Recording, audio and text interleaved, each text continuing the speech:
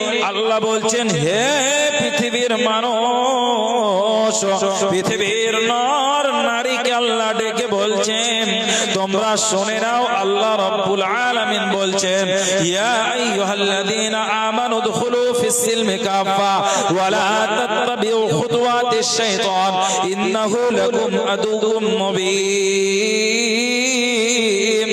আল্লাহ রাব্বুল আলামিন বলছেন, হে পৃথিবীবাসী রে, হে এলাকাবাসী, হে দুনিয়ার নর নারীরা, আমার বান্দা বান্দীরা, তোরা শুনে নে, তোদেরকে আমি বলছি, তোরা পৃথিবীতে যখন চলাফেরা করবি, তোদের সব থেকে শত্রু নিকটবর্তী হচ্ছে ইবলিস শয়তান।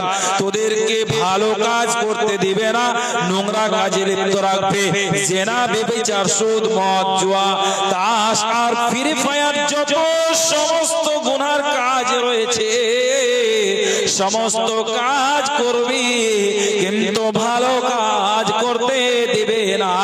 অতএব যেদিন থেকে আল্লাহ রাব্বুল আলামিন আদম এবং হাওয়াকে বানিয়েছেন, পৃথিবীর বুকে পাঠিয়েছেন, সেদিন থেকে ইবলিস ডিগ্রি পেয়েছে, সেদিন থেকে ইবলিস সার্টিফিকেট পেয়েছে, সেদিন থেকে ইবলিস জ্বর পেয়েছে, সেদিন থেকে ইবলিস ডিউটি পেয়েছে, সেদিন থেকে মানুষকে ইবলিস কি করে ওই দিন থেকে নিয়ে আজ পর্যন্ত, আজ থেকে নিয়ে কিয়ামত পর্যন্ত, কিয়ামত যেদিন যতদিন না হবে, এই মানব জাতিকে ইবলিস শয়তান পথভ্রষ্ট করতেই থাকবে, করতেই থাকবে, করতেই থাকবে। অতএব ভালো কাজে যেতে দেবে না, দেবে না।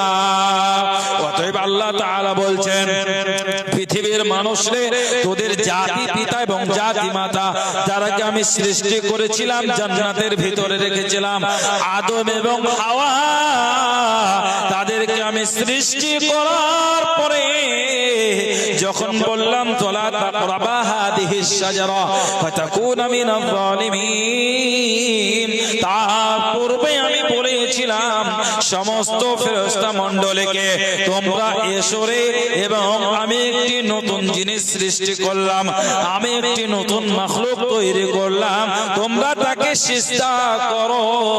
অতএব তারা সিজদা করলো না, সিজদা করেনি। তখন তারা সিজদা করেছেন, তারা সিজদা করলো। অতএব সেই জায়গাতে যখন ফেরেশতারা এক জায়গায় হয়ে গেল, ফেরেশতা এক জায়গায় হওয়ার পর তাদেরকে সিজদা করতে বলল, তারা সিজদা করে নিল, কিন্তু তার মধ্যে ছিল ইবলিস। তারা সিজদা, সেই সিজদা করলো না, তারা সিজদা করলো, কিন্তু তার মধ্যে ইবলিস সিজদা করলো না। সেদিন থেকে ডিগ্রি পেয়ে গেল। অতএব আল্লাহকে বলছেন, আল্লাহ রাব্বুল আলামিন, আমি তো আজকে পথভ্রষ্ট হয়ে গেলাম, জাহান্নামী হয়ে গেলাম। অতএব আপনি এতটুকু আমাকে ক্ষমতা দেন, আমি যাতে মানুষের রক্তের সাথে মিশে থাকতে পারি, মানুষের রক্তের সাথে চলাফেরা করতে পারি, মানুষকে আমি পথভ্রষ্ট করতে পারি। অতএব আল্লাহ তাকে পাওয়ার দিলেন। সেদিন থেকে ইবলিস পিছনে ফিরে গেছে। পিছনে ফেরার পরে আপনাকে জেনা করায়, আপনাকে ব্যভিচার করে, আপনাকে সুদ পান করে, আপনাকে মদ পান করায়, আপনি সুদ খান, মদ খান, চুরি করেন, সমস্ত কিছু করেন, করছেন একটাই কারণ, আজ অবধি আপনাকে ইবলিস ছাড়েনি, আপনার পিছনে লেগে আছে।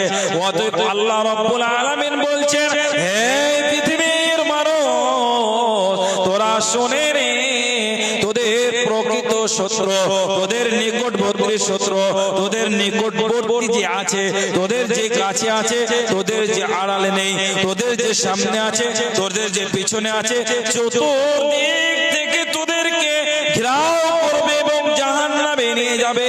তার নাম হচ্ছে ইবলিস, আর সেই ইবলিস তোকে ছাড়বে না।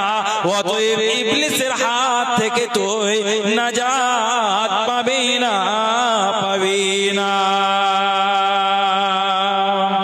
আমরা ইবলিস, এই আল্লাহ রাব্বুল আলামিন ইবলিসকে সৃষ্টি করলেন, মানব জাতিকে সৃষ্টি করার পর যখন বললেন তুমি সিজদা করো, সকল ফেরেশতা সিজদা করলেন, কিন্তু ইবলিস সেই জায়গাতে অহংকার করলো। অহংকার করলো কি, আমি হচ্ছি, তারা হচ্ছে মাটির তৈরি, আমি হলাম নূরের তৈরি, না আমি সিজদা করতে পারবো না, এই মতো সিজদা করলো না। অতএব সিজদা না করার ফলে ইবলিসকে আল্লাহ রাব্বুল আলামিন সেই জান্নাত থেকে বের করে দিলেন। সম্মানীয় উপস্থিতি, আজকে আমরা কি বুঝলাম, কি বুঝতে পারলেন এই আয়াতগুলো থেকে? আমি যতগুলো আয়াত আজকে বলছি, পাঠ করছি, এই আয়াতগুলোর অর্থ, আয়াতগুলো বোঝাতে চাইছি এই যে আল্লাহ রাব্বুল আলামিন আমাদেরকে চাইছেন যে পৃথিবীর মানুষ তোমরা জাহান্নাম থেকে বাঁচতে যেতে পারো এবং জান্নাতে যেতে পারো। না তো আমাদেরকে এতগুলো আয়াত আল্লাহ রাব্বুল আলামিন পরিবেশন করেছেন, পাঠ করেছেন, নাজিল করেছেন, কাজেই একটাই উদ্দেশ্য, কিন্তু আমরা আজকে করতে পারি না। সম্মানীয় উপস্থিতি, আমাদেরকে এই কাজ, এই আল্লাহর ইবাদত, আল্লাহর আনুগত্য, আল্লাহর আমাদের বিধিবিধান মেনে চলা উচিত, চলতে হবে, মানতে হবে। কাজেই দেখেন আল্লাহ রাব্বুল আলামিন কখনো চায় না যে কোনো বান্দা তার জাহান্নামে যাক। আপনি জাহান্নামের আযাব সহ্য করতে পারবেন না, কখনো পারেননি আর পারবেও না। কাজেই আমাকে আপনাকে বাঁচতে হবে। পাগল মন আমার